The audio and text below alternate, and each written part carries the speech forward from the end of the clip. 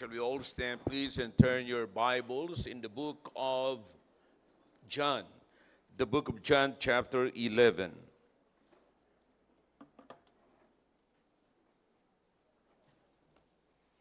John, chapter 11. Now, this is the story of the raising of Lazarus. All right? But we will just take a look to the two passages which is rare in the Bible. In one chapter, you will find the same verse exactly with 11 words in it.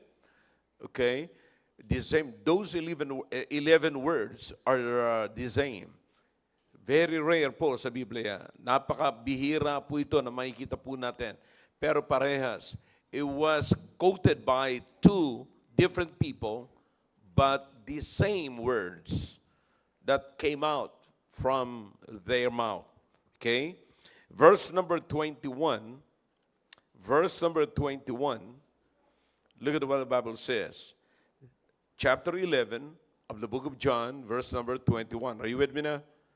Okay. Then said Martha unto Jesus, Lord, if thou hadst been here, my brother had not died. If thou hadst been here, my brother had not died. Let's turn to verse number 32.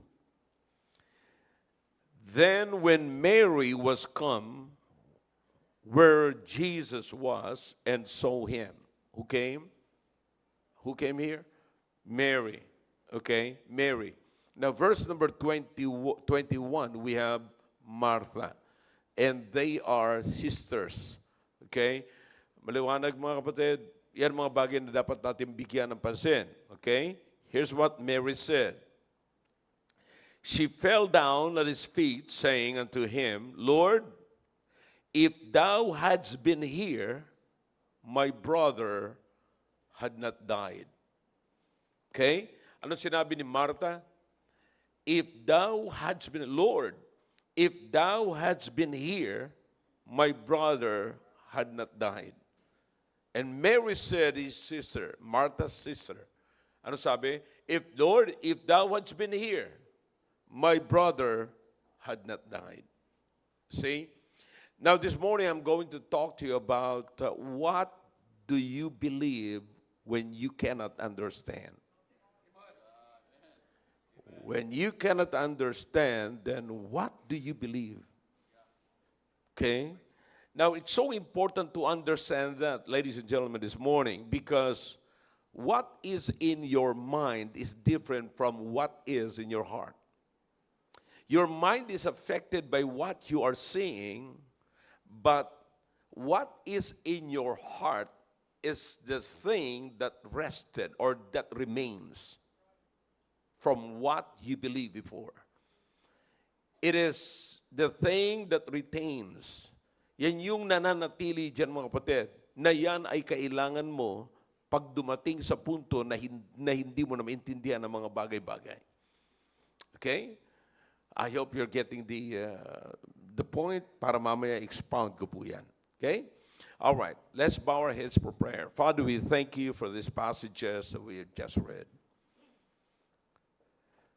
Maybe there are some people in the midst of us, oh God, just like Martha and Mary, that do not understand why Jesus came late.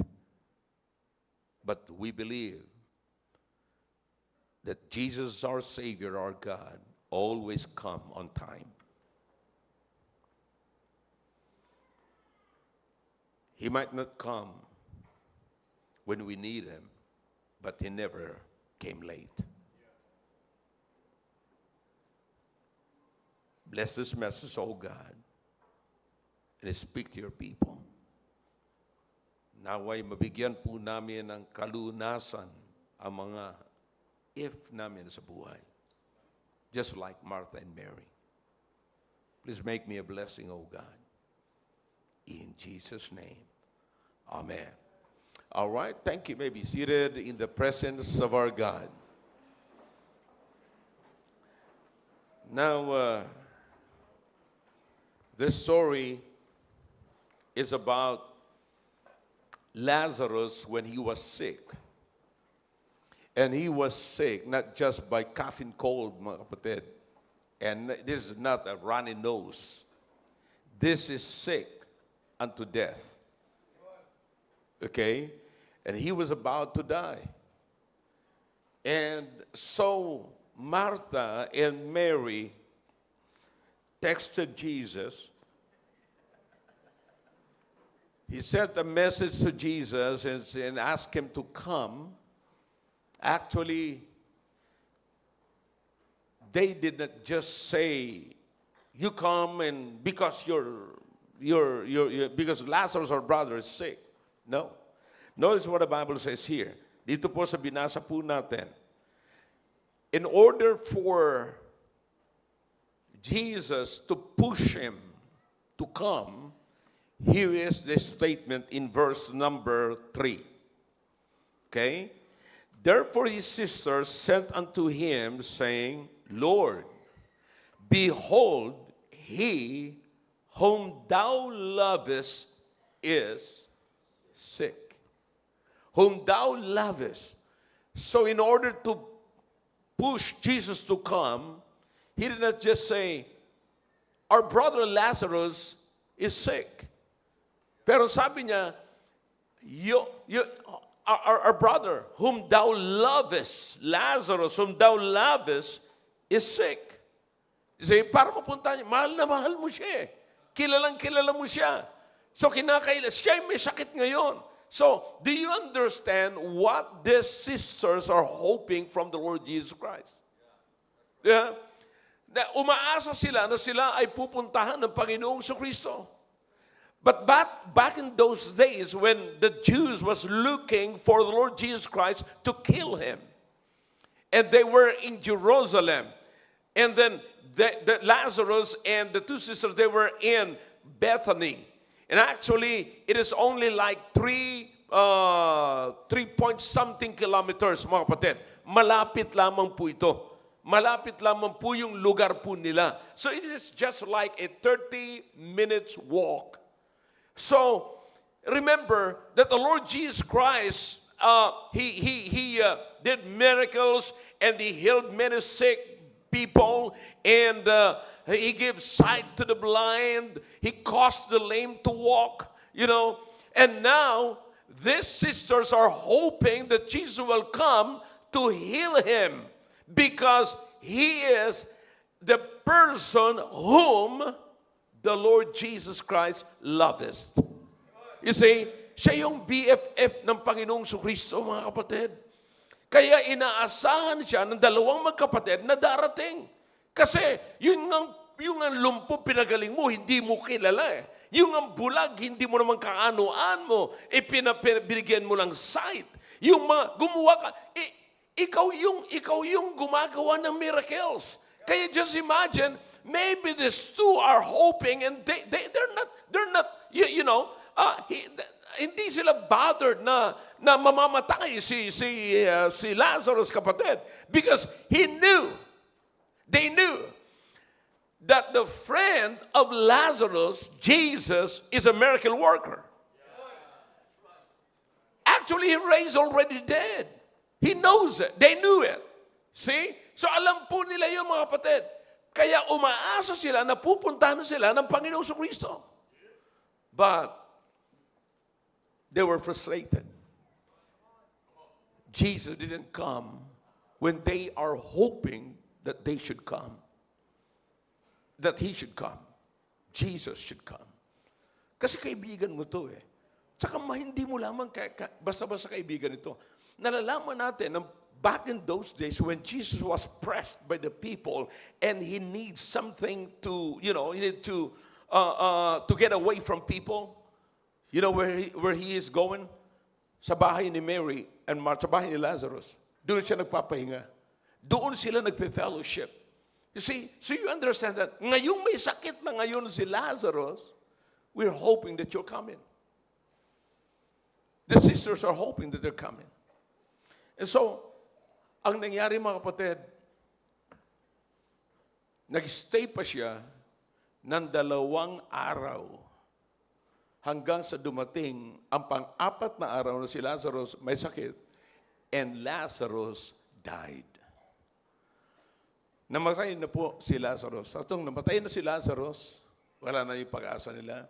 And then, habang nandun siya sa mga disciples, sabi ng Panginoong Kristo, when He was with the disciples, the Lord Jesus Christ said, I need to go to Bethany. I need to go to visit my friend there because Lazarus is asleep. Lazarus is asleep. Tulog, sabi niya, natutulog na si Lazarus. Sabi ng mga disciples, Panginoon, alam mo naman, delikado tayo doon. The Jews are waiting to stone us. The Jews are looking for you to stone you to death. Why do you need to go there? You said Lazarus is sleeping. Well, he will wake up anyway. Magigising naman si Lazarus, natutulog lang yan. Saan ka nakakita? Natutulog lang eh. Siyempre magigising yan, kahit anong oras magising yan. Oh, basta natutulog lang naman. Sabi, you don't understand me. He's dead. I need to go. I need to come. And so what happened, brethren, is this. He went, and while he was on his way, because there were Jews in the house of Martha and Mary who visited them para lang i-comfort po sila. To comfort them. So there were Jews in their house. And so, when Martha saw Jesus, she ran towards Martha. At ito na po yung sinabi niya mga kapatid sa verse number 21. Then said Martha. Verse number 20, then Martha, as soon as she heard that Jesus was coming, went and met him. Not sa bahay, hindi po sa bahay nila, not in their house. But Mary sat still in the house. Then said Martha unto Jesus, Lord, notice this statement, if thou hadst been, if, verse number 21, if thou hadst been here, my brother had not died. What is this statement? If only. It is a regretful faith. It is a regretful statement, mga kapatid. It is a statement na para bang, that's all. It's done. Bakit pumunta ka pa? Parang gano'n na, tapos na ang lahat eh. So, that's exactly what happened. Pero alam niyo, ang Panginoong Kristo, in-explain niya sa kanyang mga disciples kung bakit hindi siya pumunta. Pero pagdating niya doon, hindi niya in-explain. Alright? Later on, maliliwanagan po narito. But what I want you to see here is the statement of Mary, of Martha in Mary.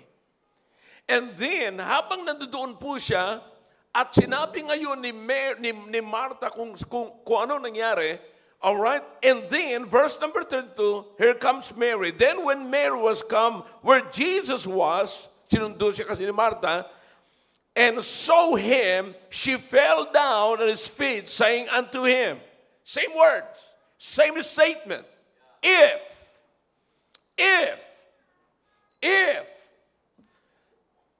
So everybody there, mga kapatid, these two sisters thought that everything is over. It's over. Walang tayong magagawa. Tapos na ang pangyayari. Okay? Now, actually, nasaan na po ngayon, nasaan na that time si Lazarus, mga kapatid? Nandun na sa libingan. It's over. Tapos na yung paglalamay, tapos na ang lahat. But what I want you to see right here is their words, their if is not the end. Maybe, just maybe, in the midst of us, how many people in the midst of us this morning with the same reason, with the same thought, with the same thinking, that if, maraming beses tayo na may if sa buhay natin, sana kung, Kung ganito lang sana, kung ganito, marami tayong ganyan. If, hindi sana nangyari ang mga bagay na ito. You see that? Pero nais ko pong sabihin sa inyo, mga kapatid, na kung dumating man tayo sa punto na nagsasalita tayo na kung, or just like Martha and Mary, we are asking or we are quoting the same words, if. Ilagay po natin sa isipan natin, hindi katapusan yon.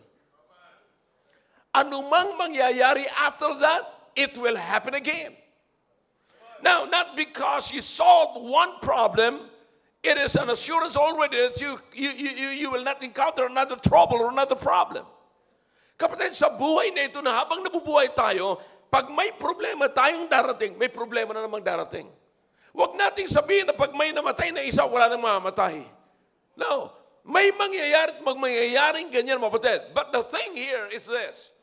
Both sisters do not understand their if is connected to their misunderstanding with the Lord Jesus Christ, that why the Lord Jesus Christ did not come when they needed Him the most. Doon po nakakonect yung salitang if. Doon po nakalagay yung salitang if. Kasi sabi niya, kung nandito ka lang, hindi sana namatay yung aking kapatid. You see that? Kung nandito ka lang. Ang tanong ko lamang kasi, why you did not come? You're a miracle worker. I know you can heal the sick. Then why? You know he can be healed. But why did you did not heal him? Kung gagawin mo lamang, kung pagagalingin mo lamang, gagaling siya. Pero bakit hindi mo pinagaling? Alam mo, may mangyayaring ganito, pero bakit hindi mo pinigil? Naunawaan yung mga tanong natin na ganyan. I hope this is clear, kapatid. This is happening. Now, gusto kong masagot ito ngayon sa buhay ninyo kasi ito yung confusion natin. Ito yung nagpapagulo sa atin yung if. You see, alam kaya na Diyos, our God, we're serving an omniscient God, and He knows our future. He knows our future. And you listen to me. He knows our future. At alam niya kung sino mapangasawa natin, alam na kung anong mangyayari sa buhay natin. Pero bakit, if God is good, why He did not prevail this thing? Why God let it happen to me? Why God punish yung mga taong ganito? Ay, hindi na lamang niya i-punish yung mga taong ganito. You see, same question. You see, yung mga tanong na ganyan, mga if. Alam niyo kung bakit? Sapagkat hindi ho natin naunawaan na yung if ay hindi katapusan yun. Ano ngayon? Kung hindi ang Panginoon dumating, namatay si Lazarus, bakit katapusan na ba yun? Ano ngayon kung may sakit ka? Ano ngayon kung nangyari sa iyo? Una, normal na nangyayari sa atin habang tayo nabubuhay eh. Ngayon, isinalagay natin ang blame, ang pagsisisi sa Panginoon. Ngayon, para bang inisip kasi natin, hindi na mangyayari ito. Now, the fact na ito yung nangyari, okay, nangyari, nagkasakit yan, bakit? Kung nandito ba ako, mapagaling ko man yan, hindi ka na ba uli magkakasakit? Bakit? Kung may problema ka ngayon, matanggal ko man ang problema mo ngayon, hindi ka na ba uli magkakaroon ng problema? So, naunawaan niyo po ba kung ano nagbabagabag sa atin, mga kapatid? Mga bagay na hindi natin nauunawaan. At yung hindi natin nauunawaan, gusto nating sagutin tayo ng Panginoon ayon sa kagustuhan natin at hindi sa kalooban ng Panginoon. Ladies and gentlemen, God's sovereignty is beyond human comprehension ability. That's God's sovereignty. There are so many things that even God explained it to us, we can still do not understand. Hindi natin maunawaan. But that's why the question this morning is this: what do you believe when you cannot understand? ano yung pinaniniwalaan mo kapag dumating ka sa punto na hindi mo nauunawaan ng Panginoon? If you don't understand Him, then what do you believe on Him? Ano yung natitirang naunawaan mo na lamang sa Kanya? Ano yung tinatanggap mo na lamang sa Kanya? Ano lamang yung pagkakilala mo sa Kanya? See that? So, kinakailangan pong maunawaan po natin ito. Ako'y nagpapasalamat kay John.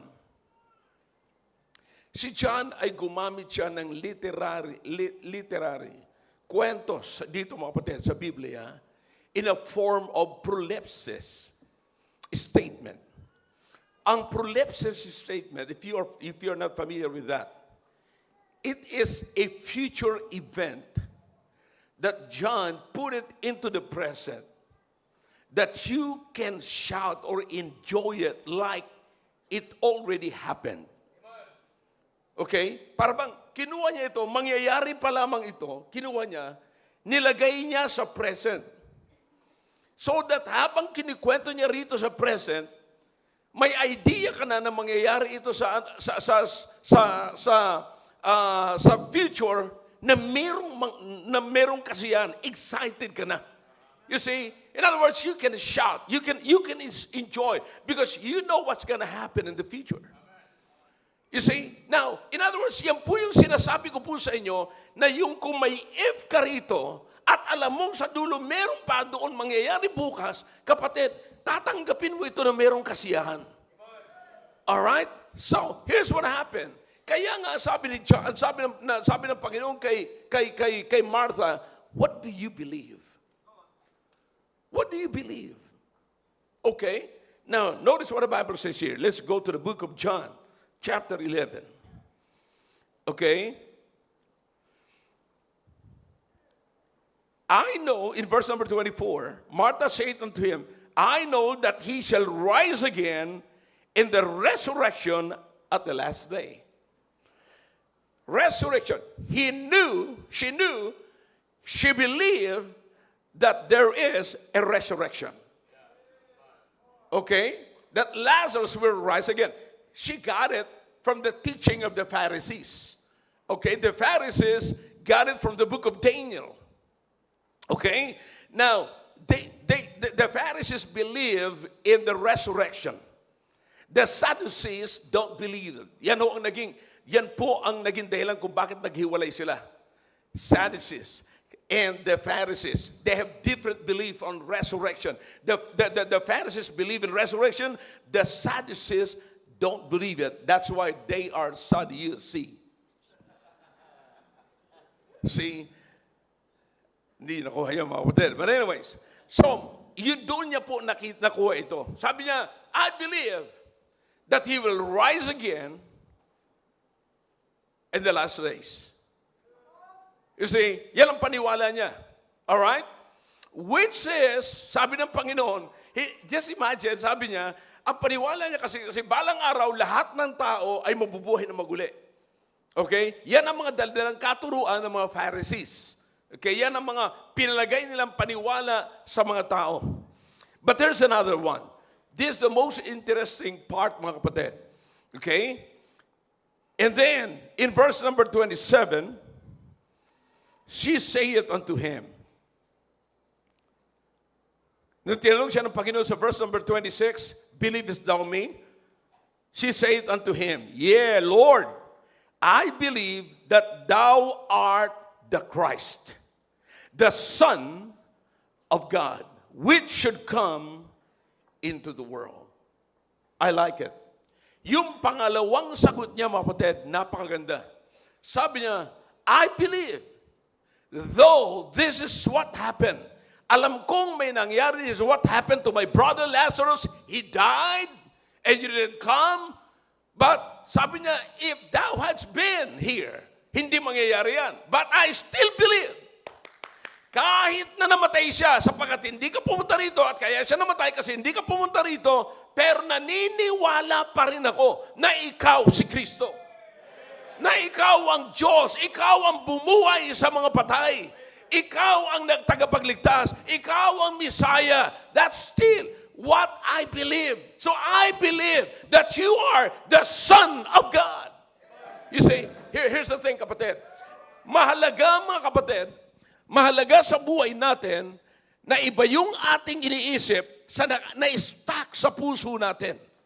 Maaaring, maybe we will be affected by what is in our mind. Because what we see, kapatid, it affects our mind. You see, but it's different from what you believe. Yung nasa puso mo na. Alam mo ba, when time comes that you do not understand what's going on, at minsan nag-flare up ka na, hindi mo na alam kung anong gagawin mo, kapatid. Go back to what you believe. Ang mananatili, kapatid, na gagawin mo is what you think, but what you believe.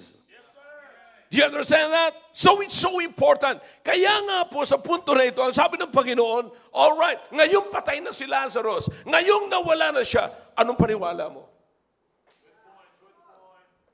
Ngayon ganun din, tanong ko kapatid, sa panahon na tayo confused, all right, forget what you are saying, because you are always affected by what you are saying, but what is in your heart? What do you believe? Kasi yung mga nakita mo na, yan yung mga bagay na nangyari na. Yan yung mga nasubukan mo na. Yan yung nanatili rito. Listen, kapag ka may problema ka sa asawa mo, naniniwala ka pa rin ba na may Diyos? Naniniwala ka pa rin ba na sinabi ng Biblia, will never leave you nor forsake you? Do you still believe when you are in trouble, that greater is He that is in you than Satan that is in the world? Do you still believe if you are in the church, while you are in the church, and you are having trouble, and you are confused about what's going on in your life, do you still believe what the Bible says, what Jesus Christ said, that even the gates of hell shall not prevail against the church? Do you still believe that? Kapatid, kapag dumating tayo sa punto na yan, na hindi na natin maintindihan ang lahat kung bakit na, sa halip na if tayo, pumunta tayo sa pininiwalaan natin. Bakit? Etong nangyaring ito, alam kong may control pa rin ng Diyos. He's a sovereign God. We're serving a sovereign God. Though we cannot understand, He can still do the miracle. He can still control what is controlling you. If we will just continue to trust Him, God is still in control of your life. Kapatid, sa buhay natin, pag may problema na tayo, ang tanong natin is, why God is allowing this? Alam mo nang mapapahamak ako, bakit pinahintulutan mo pa? Ba't hindi mo ako sinaway nung mapapahamak na ako? Ganun lagi. Kung sinaway ko lang, kung nalaman ko lang, kung... It's all about if. But you listen to me. Whatever happens to you, God is always in control. He controls your tomorrow while He is controlling your today. See that? Now, kaya nga po, eto nangyari doon. Sabi ko sa inyo, sa sulat ni John, kinuha niya yung event. Actually, in chapter 11, in verse number 2, minention niya na dyan. Ito sinasabi ko sa inyo, prolepsis. Okay? It was, in verse number 2, it was that Mary, which was anointed the Lord with ointment, and wiped His feet with her hair, whose brother Lazarus was sick. Now, by this time, kapatid, hindi pa dito. Pero ginamit niya na everything here is in past tense. Saan mo makikita to? Chapter 12. Kinuha niya yung chapter 12, inilagay niya sa chapter 11 para makita mo na hindi nagtatapos dito sa chapter 11. Meron pang next chapter na doon mo makikita ito. Kaya pag nakita mo ito sa chapter 11, do not make a conclusion that everything is over. Why? Because there is another chapter or next chapter of your life. You see? Now listen, yung sinulat na istorya mo hindi nagtatapos. God is still writing your story.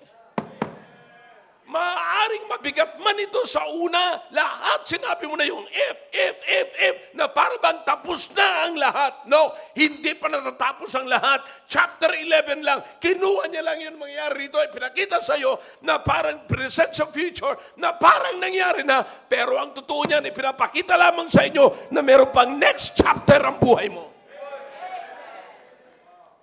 Ano man ang nangyari po sa buhay natin ngayon, I don't know. Maaari yung unang-unang pangyayaring malungkot sa buhay mo, maaari sinabi mo, sana, kung hindi lang ako pumayag, sana hindi nangyari sa akin ito. Pag nagsalita tayo ng ganyan, parang wala nang magandang mangyayari sa buhay natin. But do you understand that in this message, brethren, you can still find hope, find blessing, find the favor of God? Because at the next chapter or in the next chapter of your life, there God, you can see God over there. Kaya minsan nagko-closing tayo. Gumagawa tayo ng conclusion, mga kapatid, sa if natin. Parang wala na, lampas na. Wala na.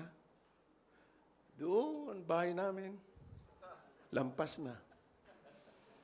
Kasi may nakatutok eh. Pero ang totoo niyan, mga kapatid, hindi pa. Hindi pa. Kaya kinakailangan tapusin na natin ang pagsisisi natin sa Diyos. We are blaming God. We are putting the blame of God because you did not come. You're late. Kailanman hindi na late po ang Panginoon. Hindi man siya, He might not show up when you needed Him. But He will always come on time. Sa isip lamang po natin, late ang Panginoon, pero kailanman hindi na late po ang Panginoon. Imagine, kapatid, sa panahon na katulad nito, I don't know how you take this. Before you die, God came and saved you. So that you would have an assurance of heaven. And that's something. That's something. Kapatid, isipin niyo po mga kapatid ngayon. Anong nangyari sa buhay natin ngayon? Nasaan yung if? Talagang mangyayari yan sa iyo. Kaya nga sinasabi ko sa inyo, pag may nangyari isang bagay na yan, normal yan kasi nabubuhay ka. Pero wag mong ilalagay ang blame sa Diyos na kung sana dumating ka at ilan sa inyo rito nagsasabing, sana nung pa ako naligtas? Hindi na sana ako nagkasakit sa baga. Hindi na kasi ako nanigarilyo. Hindi na sana ako uminom ng alak. Sana kung dumating ka na maaga, hindi na sana ako nabaon sa utang kasi yung nakuha kong utang, kasusugal ko yan. But you listen to me, lahat ng nangyayari sa buhay mo, hindi ang katapusan ng buhay mo. May next chapter ka pa. Ipinakita lang sa iyo ng Panginoon yung mga bagay na yan upang maging maliwanag pa sa iyo yung darating sa buhay mo. Hindi ba napakaganda? In advance na ng Panginoon yung pangunawaan natin. Hindi mo mauunawaan. You don't know tomorrow about tomorrow, but you can understand tomorrow before tomorrow comes. Bago dumating yung bukas, bago magbukang liwayway, nauunawaan mo na kung ano yung bukas. Bakit? In advance, kinuha na ng Panginoon yung event ng bukas, i-present na sa iyo ngayon na parang nangyari na. Just like this one. You can see in chapter 11, the anointing of Jesus' feet. But it happened in chapter 12. Kinuha lang ni John, mga kapatid, yung event na yon para ipakita sa present na parang nangyari na. Now, listen now. Here's the thing. After this message, kapatid, sapat na to para tumigil tayo sa pag-disclose o sa pagbigay ng conclusion sa buhay natin na parang wala nang kinalaman ng Diyos sa buhay natin. Parang wala nang magagawa ang Panginoon. Imagine the statement in verse number 21. Then said Martha unto Jesus, Lord, if thou hadst been here, my brother had not died. Eh ano ngayon kung namatay na siya, ang ibig sabihin ba nun, katapusan na?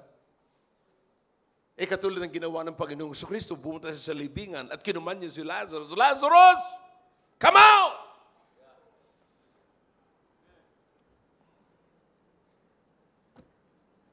Ano naman kayo susunod sa sabihin ni Martha sa ni Mary?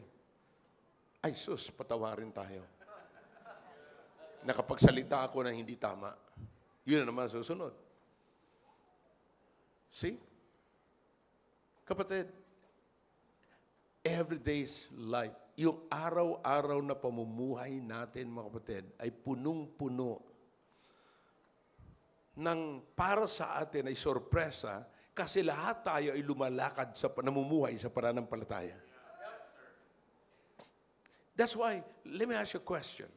What do you believe if you cannot understand what's going on in your life? What is in your heart? What if Jesus didn't show up when you need Him? When you're sick, He didn't show up. When you are short of money, He didn't show up. When you need a friend, He didn't show up. When you need someone to comfort you, Jesus didn't show up, but you need Him. And the question is why? Why? I've been praying for this. You said, call unto me, and I will answer thee. Now I'm praying, but you're not answering. Why? If you only answer my prayer, maybe I'm not like this. Here's the answer. Your if is not the end. What if Jesus didn't show up? What do you believe about Him? What if Jesus didn't give you the money that you need? What do you believe about Him? Napakabuti ng Diyos para maging masama.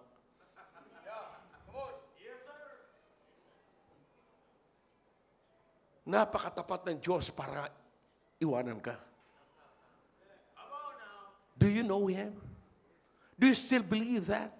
Do you still believe what the Bible says, what Jesus said, I will never leave you nor forsake you when you are in the midst of trials, when you are in the midst of trouble, do you still believe that?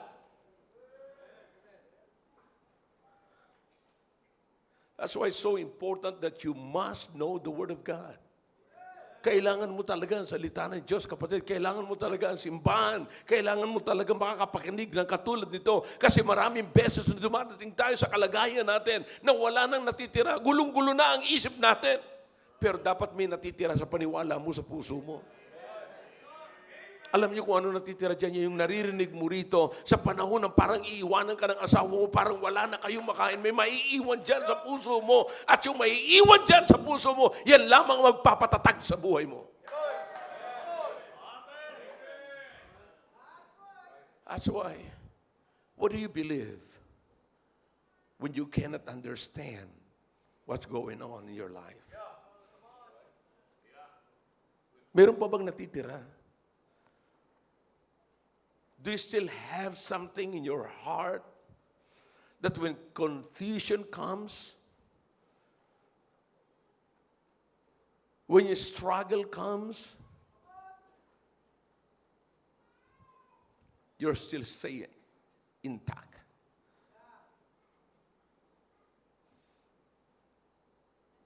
Ano natitira?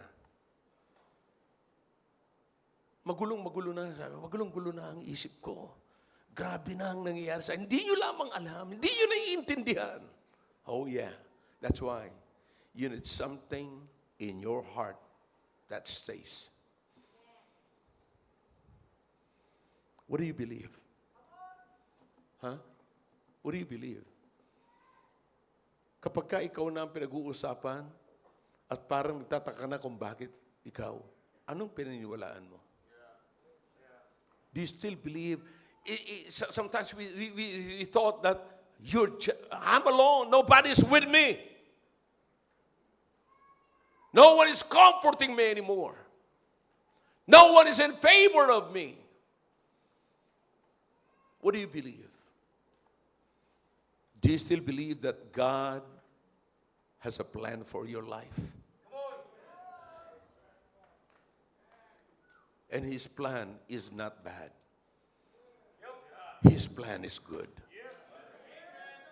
Maaaring sa isip mo, hindi maganda ang nangyayari sa iyo, pero hindi kailanman ang Diyos nagplano ng masama laban sa iyo.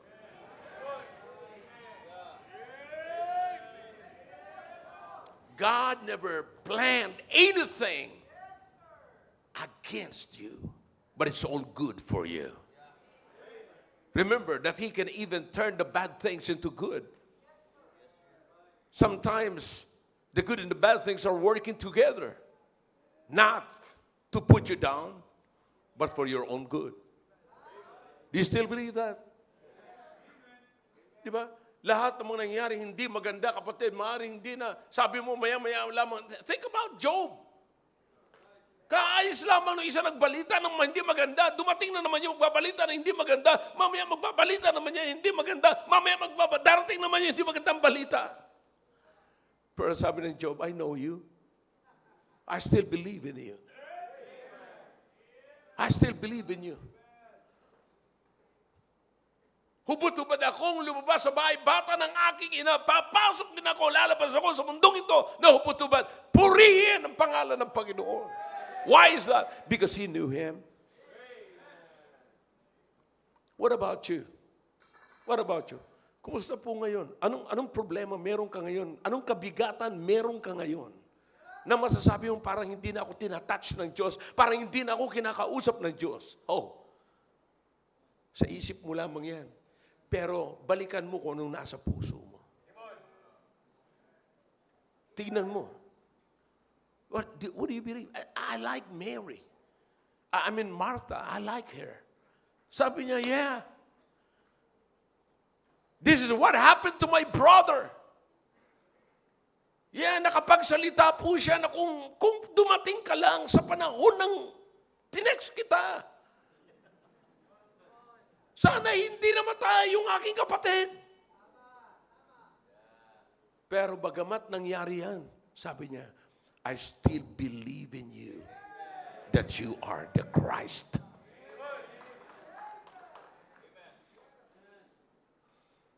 Alam niyo ang hindi magagawa ng Diyos sa buhay natin, mga kapatid, na kahit na tayo magpakalayo man, mag-backslide na tayo, gawin na natin ang the worst sa buhay natin, hindi pa rin tayo pabayaan ng Diyos at hindi niya tayo gagawa ng masama, kundi hahanguin tayo sa masama.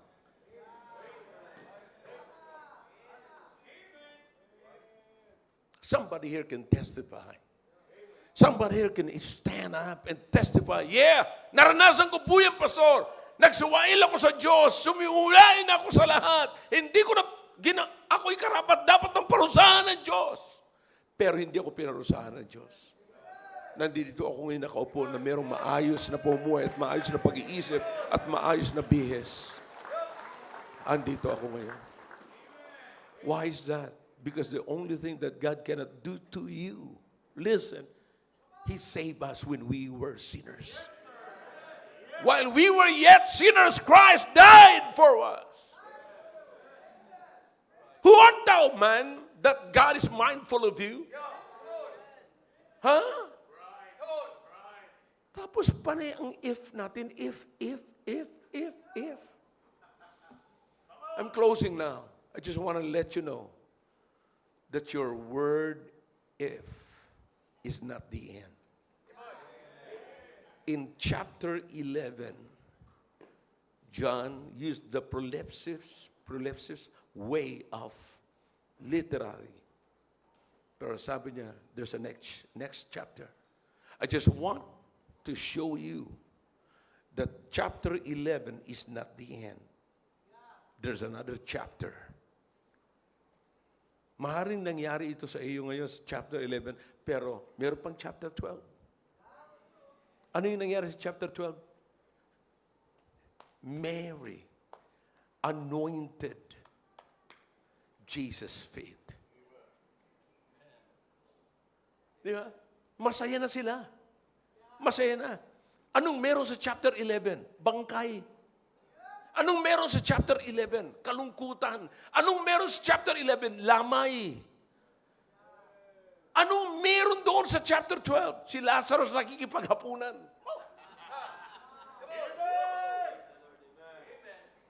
Bakit? Kapatid, ipinapakita lamang sa atin, kapatid, na sa gitna ng kapigatian, sa gitna ng trouble, sa gitna ng hindi mo maunawaan, pwede kang sumigaw ng, "Oh, Jesus, I love you." Yes, praise the name of Jesus. Why?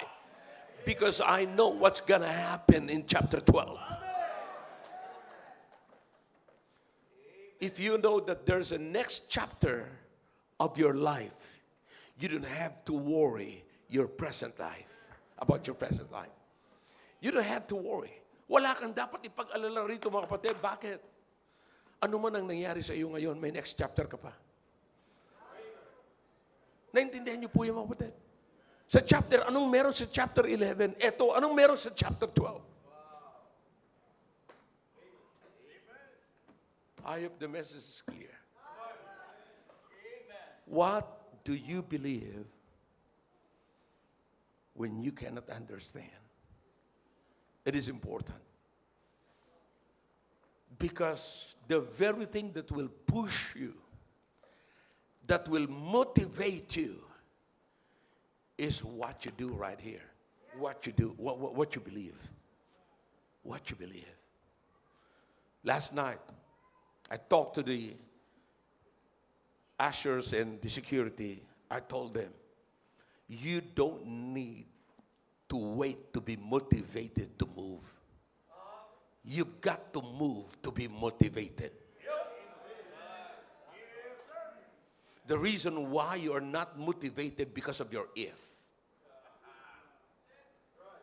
If. How about moving? When you move, you will be motivated, I promise you. Because if you're not seeing something that you're doing, you'll never be motivated. But once you see the evidence, the manifestation of what you're doing, you will be motivated. Brethren, think about this. What do you believe? Yeah. Sa panahon na wala na akong maisip, sa panahon na hindi na ako naguguluhan ako, sa panahon na hindi ko maintindihan, parang gusto ko nang magpakamatay. Yun lang nasa isip mo. Pero ano yung pinaniniwalaan mo? Kaya pag dumating na sa punto, simple lang mga kapatid. Tapos na ako. Tapos na, lahat. Simple lang. It's very simple. When you are in trouble, don't forget what you believe, that there's God in heaven who knows more than what you know. And He knows the solution. He knows what is confusing you. All you have to do is to believe in Him. Keep believing. Keep believing. Panginoon, yung ang Sea of Galilee, nung grabe yung gulo, grabe yung alon, napakalma mo. Pakalmahin mo rin ako ngayon. Grabe yung gulo, alon. Nung sinabihan mo, tumigil ka. Sana sinabi mo rin yan sa misis ko.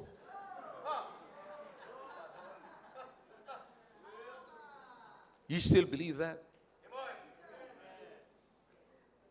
If God turned the water into wine, if God raised the dead, if Jesus gave sight to the blind,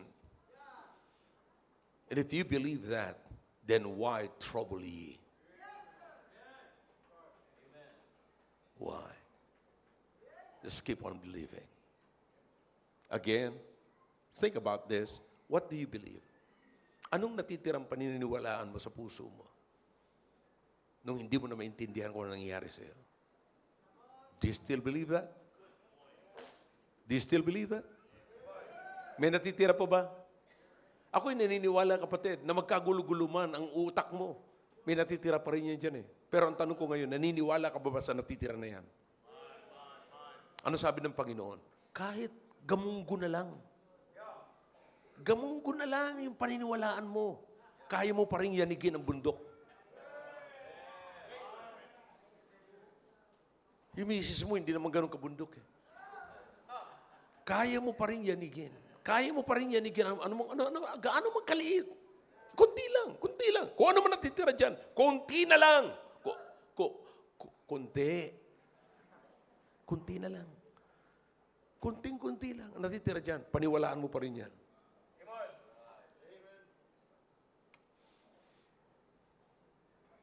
Lalakas ka pa rin.